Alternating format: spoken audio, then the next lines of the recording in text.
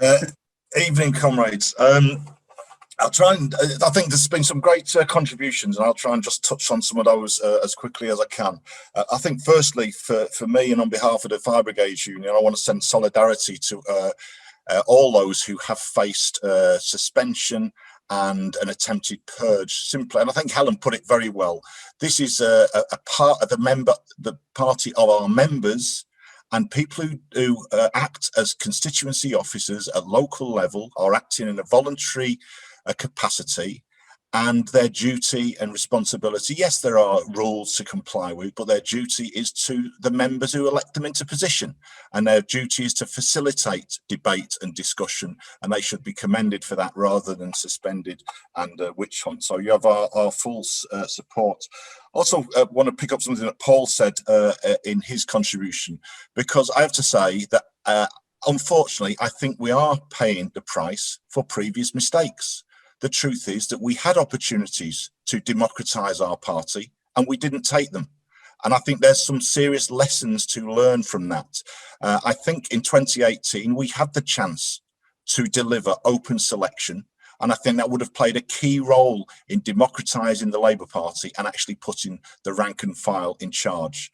Because actually the history of the Labour Party isn't one generally of the rank and file being in charge at all. It's one where we've frequently faced witch hunts. Famously, we saw, I wasn't around, Stafford Cripps and Nye Bevan expelled from the Labour Party in the 1930s. There have been very regular attempts to control the rank and file, because the Labour Party has been a constant battle of ideas between those who want to see fundamental radical socialist change and, frankly, those who do not want to see such radical fundamental and socialist change. And what we're seeing now is remarkable, in that we see a former leader of the Labour Party suspended and witch hunted in the way in which Jeremy Corbyn has done so. And the task that we face today and in meetings following this is, how do we build the maximum unity in order to defeat this attempted purge and force people back and reinstate the suspended Labour Party officials at local level. In my own union this week, our Executive Council, we passed a motion calling for an emergency recall of Labour's conference, and because the Labour Party is in a crisis, and we believe that the supreme governing body of the Labour Party is conference, and therefore conference should have the opportunity to discuss these things. Conference should have the opportunity to discuss whether instructions given by the General Secretary were correct or not. And let's have that debate out in conference. We're not naive. We know the balance of forces on the National Executive, and we know that that demand is highly unlikely to carry with the current balance of forces. Well, I'd say this, that if that is what happens, then those unions and those constituencies who support such a call should consider organising their own network, their own conferences, to build the level of opposition to the witch hunt that we are currently facing. I think Leah made some very important points in relation to how those of us who oppose the suspensions and oppose the purge should operate.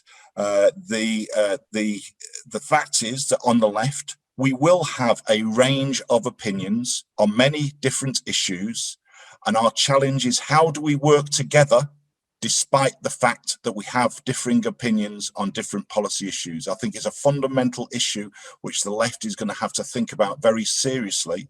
We've seen ourselves weakened. We saw very serious challenges in relation to the recent elections for the constituency secretary sections of the NEC, where these issues came to the fore. We're seeing that again in relation to Labour Women's Conference, and we need some frank discussion about this. That the fact is that in any movement, particularly in the socialist left, there are going to be a range of opinions, and we do need to think, how can we respect different people's views, but nevertheless unite around things on which we agree in order to achieve the maximum opportunity for change. So I think there's a very major challenge to us there. Just to finish, if I can, People have touched on the COVID crisis. It is an utterly appalling situation. The pandemic has been mishandled by this government from the start, and indeed before it started. My own union has criticised very early on in March of last year the complete failure in emergency planning when there were warnings going back to at least 2008 of the risks of a pandemic and newly emerging viruses which could cause such a pandemic.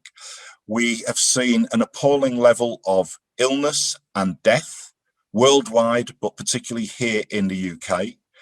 But we now see the impact of that also on the economy, with the threat to jobs, pay and conditions, which other speakers have referred to. We've seen a year in which the coronavirus pandemic has exposed huge inequalities in relation to health, housing and education. And we now have a government which is absolutely clear, as again others have said, that they intend to make workers pay for the cost of the pandemic. They intend to carry on with their one-sided class war against the majority, as they have done since the aftermath of the 2008 economic crisis, with a decade of austerity, a decade of attacks on public services, on jobs, pay and conditions.